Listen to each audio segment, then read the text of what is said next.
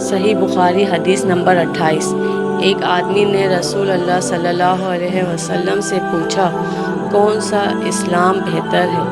آپ صلی اللہ علیہ وسلم نے فرمایا کہ تو کھانا کھلائے اور ہر شخص کو سلام کرے، خواہ اس کو تو جانتا ہو یا نہ جانتا ہو۔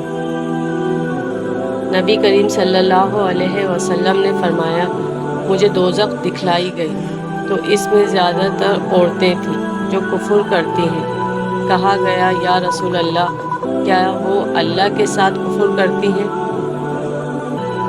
آپ صلی اللہ علیہ وسلم نے فرمایا کہ خاوند کی ناشکری کرتی ہیں اور احسان کی ناشکری کرتی ہیں۔ اگر تم عمر بھر ان میں سے کسی کے ساتھ احسان کرتے رہو، پھر تمہاری طرف سے کبھی کوئی ان کے خیال میں ناگواری کی بات ہو جائے تو فوراً کہہ اٹھے گی کہ میں نے کبھی بھی تجھ سے کوئی بھلائی نہیں دیکھی۔